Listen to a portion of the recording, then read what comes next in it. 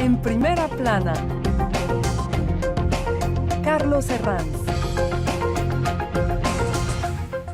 Bienvenidos en Primera Plana, un programa de Radio France Internacional y de France 24. Esta semana ponemos el foco en un tema realmente apasionante: la verdad científica y las decisiones políticas. Cómo han interactuado y cómo interactúan en medio de toda esta crisis sanitaria mundial. Para ello me acompañan en este estudio dos periodistas expertas en temas científicos.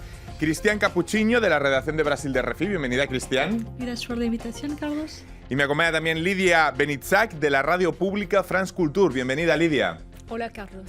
Por videoconferencia nos acompaña también un científico. Él es Sergio Linares, científico experto en vacunas y doctorando en el Laboratorio de Biología Tisular e Ingeniería Terapéutica del Centro Nacional de Investigaciones Científicas de Francia. Señor Linares, buenos días. Buenos días, Carlos. Los cuestionamientos a la voz de la ciencia por parte de los políticos hoy en Primera Plana. Pues aunque parezca mentira, lo hemos visto hace tan solo unos días. Todo un presidente de Brasil grabándose en un vídeo tomando hidroxicloroquina y animando a que los ciudadanos lo hagan. Fíjense. Bem, estou tomando aqui a terceira dose da hidroxicloroquina. Estou me sentindo muito bem. Me fío de la hidroxicloroquina, dijo sonriendo Bolsonaro. ¿Y ustedes? Una serie de estudios en Gran Bretaña, en Estados Unidos, incluso la Organización Mundial de la Salud, cuestionan su eficacia y además advierten contra los posibles efectos secundarios nocivos del medicamento. Esto es solo un ejemplo de cómo colisionan las decisiones políticas y las verdades científicas. Si se fijan, en Estados Unidos, en varios puntos de Estados Unidos, el hecho de llevar una máscara se ha convertido en una cuestión ideológica. Terreno movedizo, el de la verdad científica y la decisión política, del que hoy vamos a hablar en el programa. Antes repasemos algunas portadas que lo ilustran. Por ejemplo, esta del Courrier International resume esta portada de lo que hablamos hoy. Políticos, ciencia, medios de comunicación y ciudadanos. ¿Sabemos aún tener confianza en nosotros? La publicación dice que el coronavirus ha puesto de relieve la dificultad de nuestra sociedad para afrontar la incertidumbre. Revista Newsweek se pregunta en su portada ¿cuándo encontrarán los médicos la respuesta definitiva? En unos instantes también hablaremos de ello con nuestro científico. The Atlantic, las profecías conspiranoicas entran en una nueva fase de auge en Estados Unidos. La conspiranoia, los conspiranoicos que también tienen algo que decir en todo el asunto del que tratamos hoy. Bueno, Cristian, para comenzar, ¿hay una crisis de confianza puesta de manifiesto en toda esta crisis sanitaria?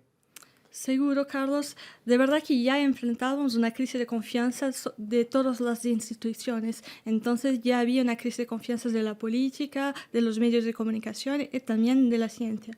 Y en un escenario como ese, un escenario de temor, de miedo de algo que no conocemos muy bien, eso se empeora. Entonces, por eso OMS dijo al principio, en febrero, que tenemos una infodemia, una epidemia de informaciones falsas, de verdades que no conocemos. La verdad científica, Lidia, es sin duda el mejor arma para combatir la desinformación y las fake news. Pero ¿qué pasa cuando desde los estamentos, desde el poder, se cuestiona la propia verdad científica? Lo que pasa es que con el COVID la gente descubrió lo que pasa realmente en ciencia. Como lo sabes, Carlos, las periodistas les gusta simplificar las cosas y dar respuestas muy simples. Pero la ciencia no funciona así. No se puede decir la verdad científica, no existe. Y lo que pasa es que es un lento proceso que se construye, que avanza con pequeñitos saltos, que también mucha incertidumbre y regresos también. Y ahora la gente ha visto eso en tiempo real, que es un poco ingenuo de creer que es ahí una ciencia que tiene la verdad, que no existe eso. Es un fantasma, es como una representación, algo romántica. En cualquier caso, sí que existen datos científicos en los que se deberían apoyar las decisiones políticas. Sergio Linares, no sé si esta crisis ha despertado una especie de negacionismo científico entre cierta clase política. Sí, o sea, Carlos, es algo que siempre ha pasado y siempre va a pasar, es decir, el cuestionar la ciencia Y más en estos casos que, por ejemplo, el virus fue descubierto hace solo 7 meses. Eso quiere decir de que toda la información que se ha tenido es día a día. Y pues cuando realmente no tienes, porque la ciencia tiene que avanzar y hay muchas cosas que no se conocen. Entonces los políticos muchas veces han utilizado, y mucha gente negando los temas científicos, pero es un caso que en cuanto a la ciencia avanza poco a poco. Y Sí. avanza... Avanza poco a poco, pero en toda esta crisis me gustaría preguntaros a todos quiénes han sido los peores enemigos de la ciencia en toda esta crisis. ¿Creen que han sido, por ejemplo, los políticos? Yo creo No que todos, pero... un poco como Lidia decía, que la cosa de pensar que hay una verdad fija es un gran enemigo. Sí. Porque de la ciencia estamos sobre la duda. Siempre a conocer algo poco a poco y poder dudar, pero con hechos, con datos, empezando con lo que ya conocemos. Entonces pensar que hay una verdad fija es un enemigo en los sentidos que cuando eso cambia, le dije, pero no, los científicos no tenían razón, vea eso, cambió, pero es normal que cambie, porque conocemos de poco a poco. El tema de que el virus ha sido creado por unos extraños poderes ha sido una especie de teoría del complot que siempre ha volado o que ha estado ahí durante esta crisis.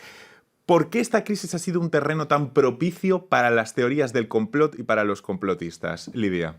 Bueno, ser complotista es muy simple. Cuando pasa algo, dices es un complote. Y cuando no pasa nada, te dices se esconde algo. Entonces es muy simple. Pero hay muchas oportunistas que aprovechan de la crisis y del miedo de la gente en un periodo de incertidumbre. Los políticos usan de este miedo para llegar a ideas que no tienen nada que ver con la crisis. Y también el peligro es también financiero, porque los laboratorios, por ejemplo, anuncian vacunas, pero solo tiene un efecto en la bolsa, que no es... hay mucho oportunismo, pero el complotismo es solo uno de ellos. Precisamente, ahora que hablaba de Lidia de vacunas, inmersos en la vorágine de incógnitas en torno a la vacuna para la COVID-19, hay una pregunta que no sé si resuena más bien poco, pero que podemos comenzar a planteárnosla. Es decir, ¿cuánta gente está dispuesta a ponerse la vacuna? Porque cada vez hay más desconfianza, crecen los movimientos antivacunas. Y claro, no sé si esto podría poner en peligro la inmunidad de grupo contra el coronavirus una vez que lleguemos a la vacuna. Sergio, usted que es experto en vacunas. Sí, claramente ahí tienes el punto, Carlos, que cuando, por ejemplo, con la vacuna es algo muy importante tener confianza en las personas. Es decir, y generar confianza. En este tema, con el coronavirus, al inicio de la pandemia ha habido muchos casos y los políticos lo han utilizado de cierta forma para poder, lo han utilizado de forma política, es decir, ellos han tomado sus decisiones y han ido más allá para poder soportar sus decisiones, cuando la ciencia no siempre las respaldaba. En estos casos creo que se tiene que recuperar la confianza. Desde los científicos a los políticos hay que ser sinceros, hay que ser honestos y es lo que la gente quiere escuchar, que si no se sabe del todo, pues lo dices. E intentas buscar la solución o qué es lo mejor o qué podría ser lo mejor, pero para las vacunas es exactamente lo mismo. Si no eres capaz de generar confianza en las personas de cómo se ha hecho esa vacuna, que la vacuna va a ser segura y va a ser eficaz, luego va a ser más complicado el que las personas la tomen. Por eso se tiene que tener que crear esa confianza. Claro, esa es la cuestión fundamental, es la confianza, como nos dice Sergio. No sé si en medio de esa confianza, Cristian, y viendo antes, por ejemplo, al presidente Bolsonaro de Brasil, claro, es que el populismo se maneja siempre bien en este tipo de escenario, ¿no? Seguro que trabaja con el miedo. Entonces se puede dejar que la gente no esté siempre con él y piense que hay alguien que conoces algo distinto, algo que solo él tiene una respuesta. Eso ayuda a un político, pero también tiene que pensar que estamos en una situación donde hay mucha gente que hace ganancias con las teorías de complot, con las noticias falsas, porque si hay gente ganando dinero y haciendo audiencia y más gente viendo eso, también seguro es porque hay gente que asiste. Entonces tiene que pensar por qué están produciendo ese tipo de trabajo. Por lo de Bolsonaro, cómo empezó por toda la pandemia diciendo que era una gripecita, que no tenía razón de hacer una cuarentena, luego se apegó a un medicamento como si fuera una solución. Para no desdecir lo que había hecho antes, diciendo que no, ahora es grave, pero poder decir, yo tengo la respuesta. El mundo no tiene, pero yo tengo. Cuando vemos a grupos, Lidia, de ciudadanos en Estados Unidos que llevan pancartas, por ejemplo, que dicen llevar la mascarilla es un acto de socialista, de bolchevique o de comunista, que lo hemos visto en algunos seguidores de Donald Trump. ¿Cómo se enfoca que el hecho de llevar una mascarilla, que ahora la ciencia lo explica claramente, que te protege a ti mismo y sobre todo que protege al otro, a la otra persona, cómo puede ser que eso llegue a ser un asunto ideológico, se convierta en un asunto ideológico? Hay mucho problema de mezclar con ideológica, con la hidroxicloroquina, que cada uno tiene una opinión sobre algo que es un medicamento y que tiene un protocolo muy estricto y que no hay que mezclar todo. Y la mascarilla es muy importante llevarla y que todo el mundo ahora ha entendido que sí es muy importante. Bueno, todo el mundo no, porque hay seguidores de Trump que siguen ideologizándola, ¿no? Es decir, y se sigue jugando a ello, a una posición ideológica con el tema. Pienso que hay que hacer confianza a la gente, que son inteligentes, que no solo siguen cualquier cosa. Ahora hay una segunda ola en España y ya se ve que la gente entiende que hay cosas muy importantes. Una palabra a propósito de la vacuna, que es un poco un fantasma, porque el tiempo para desarrollarlo, para validarlo y para fabricarlo para todo el planeta, el virus tiene el tiempo de mutar y la mutación no va a ser buena para la vacuna. Entonces no va a funcionar. Ya lo sabemos, pero para la bolsa, para los laboratorios y los lobby farmacéuticos es una idea, un sueño, ¿no? Le quiero preguntar, vamos a irnos a una pausa, pero ahora cojo el guante y se lo paso a nuestro experto en vacunas, Sergio, desde el Centro de Investigaciones Científicas de Francia. Una breve pausa y seguimos aquí en Primera Plana. RFI, la selección del mes. Mouzy.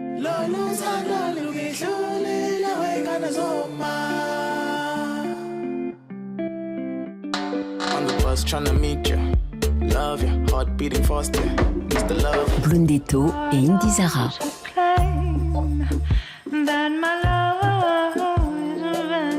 François Poitou et Emel Matlouti.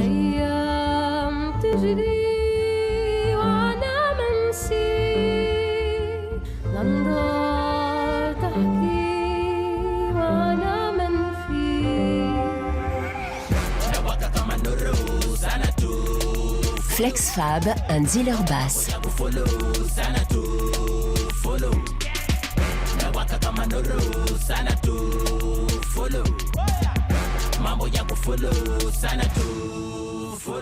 RFI. Seguimos aquí en Primera Plana esta semana hablando de la relación que tiene, la complicada relación, me atrevería a decir que a veces tienen las verdades científicas y las decisiones políticas.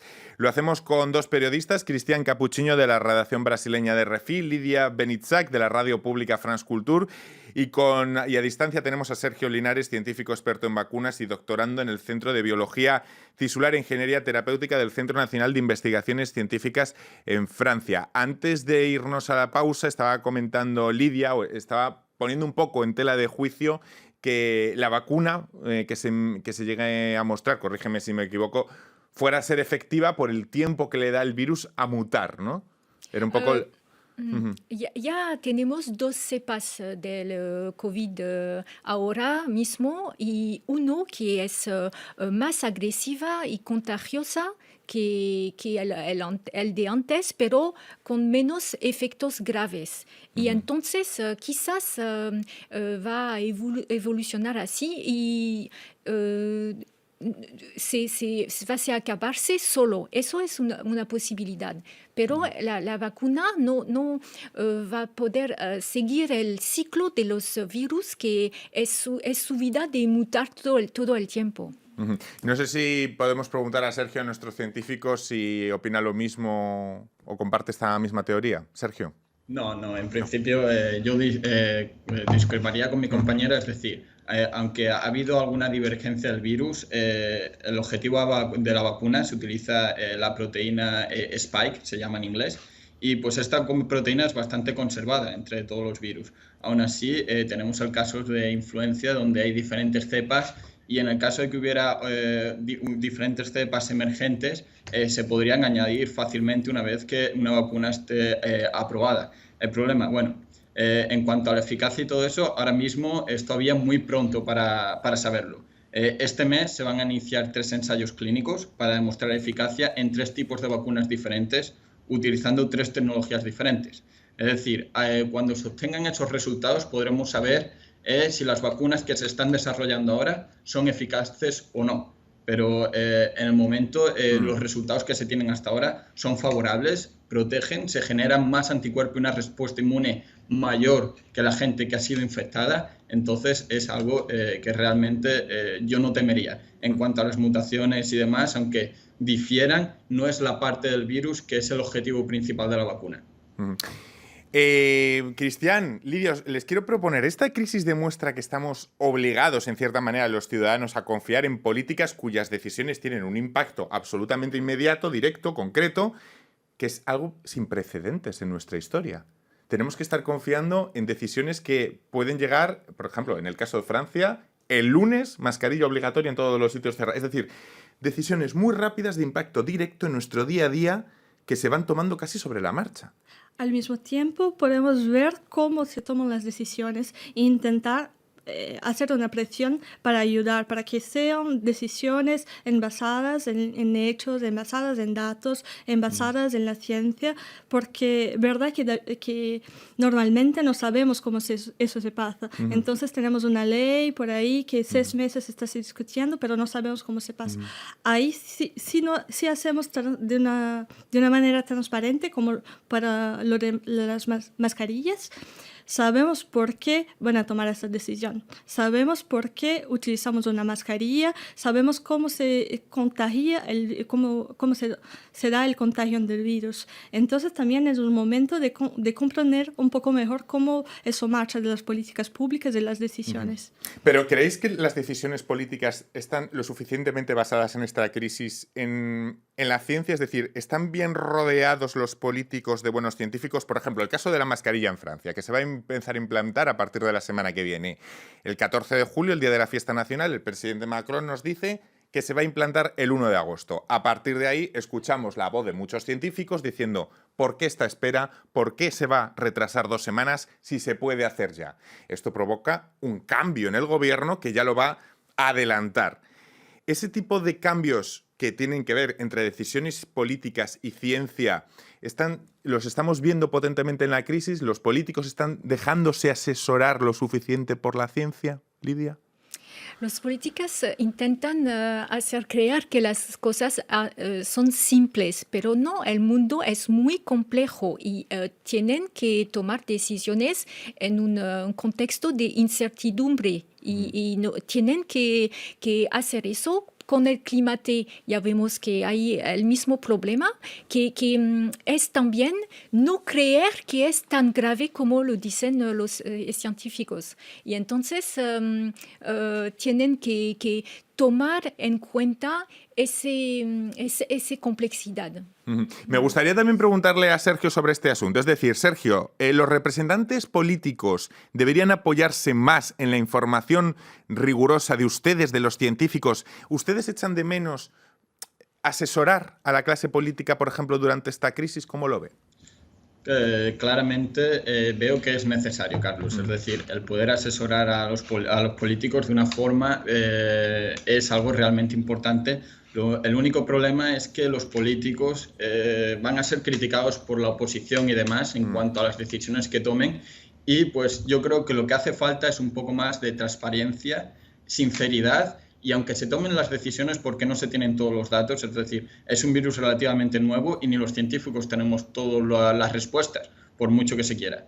Entonces, desde una sinceridad y desde una base lógica, puedes explicar a la población cuál es el motivo de tus decisiones. El problema de cambiar de una vez a otra, y hoy, mañana sí, pasado no, sin explicarlo, por ejemplo, era el caso de España, que en principio se desaconsejó el uso de mascarilla, y uno de los casos era por el acopio de mascarillas que no había ni en los hospitales.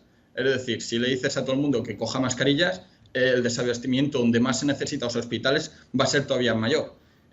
O gente que realmente lo necesita va a ser todavía mayor. Y en vez de decir eso, desaconsejan el uso de mascarillas. Pues hay que ser honestos y hay que ser sinceros y tener la ciencia en la mano, pero las respuestas que tienen, y si no, ser lo más conservador posible. Lo que pasa es que, claro, esto que dice Sergio es bastante complicado, porque imaginemos, y también se le criticó al gobierno francés por lo mismo, que tenemos la verdad científica de que la mascarilla es útil, pero tenemos desabastecimiento al mismo tiempo de mascarillas y no podemos proveer a la sociedad de ello. ¿Cómo sale el político con esa honestidad a decir, escuche, esto es útil, pero no disponemos de ello? Sí, pero es la transparencia lo más importante, porque si dices lo que sabemos de dónde hace falta, que son los puntos, podemos decir de que no era, por ejemplo, en Francia, cuando decían que no había necesidad de mascarilla, que de verdad no sabíamos que se había necesidad o no. Entonces, podrían haber dicho, no vamos a distribuir mascarilla ahora, punto, sin decir que no hay necesidad. Lidia, Lo que pasa es que hay emergencia, urgencia, hay vidas en juego y no se puede esperar de entender lo que pasa con el virus y tener todos los detalles, y hay que tomar decisiones para salvar vida. Pero en ese caso las mascarillas iban a los hospitales, entonces había una prioridad, porque la política también es una escoja de prioridad. Me gustaría preguntar a nuestro científico si él tiene la sensación de que algunas personas no aceptan las verdades científicas que no encajan con su manera de ver el mundo. El tema de la identidad política o religiosa, Sergio, ¿predice con bastante eficacia la disposición de alguien aceptar la palabra de los expertos en un asunto politizado concreto? Bueno, eso siempre ha pasado. También puede pasar de que hay gente con motivos religiosos o creencias que realmente no acepten la palabra de la ciencia. Aún así, para eso, en este tema estamos en un tema de salud pública global. Es decir, igual que es obligatorio que llevar el casco en la moto, que tenga que ser obligatorio y se tenga que regular. Es decir, es algo que la gente va a tener que entender, incluso si está en contra, estás poniendo la vida de otros en peligro. Es decir, es algo bastante importante. Y volviendo a los políticos, para mí yo creo que es bastante importante el haber sido honesto y ser más honesto desde un principio. Por ejemplo, al inicio de la pandemia muy poco sabíamos de los infectados, desmentían que había infectados, desmentían las muertes, todos estos, y son casos que yo no voy a culpar a un político de izquierdas, derechas o lo que sea, es algo que va a pasar, porque es algo que estamos viviendo globalmente y cualquier gobierno lo está viviendo.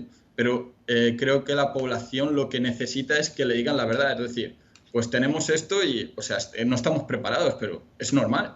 O sea, nadie estaba preparado. Y es algo que la gente, con la sinceridad, la transparencia, va a entender mejor y lo va a aceptar mejor, que si les mientes, pues al final van a perder esa confianza. Durante esta crisis, hablando de políticos, se ha destacado, por ejemplo, el papel de políticos como Angela Merkel, que sí que tiene conocimientos científicos, digamos, que ha aplicado parte de esos conocimientos científicos en la gestión. ¿Creen que a partir de ahora esto puede ser exigible en próximas elecciones? ¿Exigir conocimientos, tener una talla científica a los políticos? No creo que se pueda, no creo, porque al final el papel de un político no es de conocer todas las cosas, porque imagina, no puede tener un presidente que conoces de todo. Es rodearse de los mejores, quizá, es ¿no? eso, y también tener como consejos de expertos para cada tema, porque si no, no se puede ser una persona que sabe todo. Eso no existe. No sé si coincide Lidia. Me gusta mucho el conocimiento de Angela Merkel para eso, pero lo que pasa es que hay que entender que la ciencia puede contradecirse a sí misma, que puede tener diferentes opiniones que no son de acuerdo entre ellos y no se puede ver como una cosa sagrada y que es la verdad, no se puede imaginar. Hay que quedarse humilde y cuidadoso también. Pero una cosa muy importante para mí de Merkel es la didáctica con que puede explicar cosas. Su rol de presidente también es de pasar información. Incluso si no fuera científica, podría haber comprendido lo que los expertos decían y utilizar su rol para presentar la información. Sí, yo creo que la didáctica de Merkel, es verdad que si comparamos las imágenes de Merkel con las de Bolsonaro, en realidad son como una especie de dos mundos, ¿no? Que casi que no tienen nada que ver en uno con el otro, ¿no? Incluso a la propia forma de hablar y de expresarse y de dar explicaciones a la gente, ¿no? Sí, y incluso cuando piensas que él está ahí enseñando los medicamentos que toma, podría estar enseñando cómo portar una mascarilla y no lo hace. Es un poco pensar el rol de un presidente o de un político como representante de lo que debe ser dicho. Claro, quizá ninguno nos imaginaríamos a la señora Merkel tomando hidroxicloroquina, grabándose un vídeo y animando a la gente a que lo haga. Bueno, ha sido un placer tenerles hoy conmigo. Se nos acaba hoy el tiempo, pero ha sido un placer hablar de este tema tan interesante de cómo la ciencia y la política interactúan en esta crisis sanitaria. Muchísimas gracias y hasta la próxima semana aquí en Primera Plana. Gracias.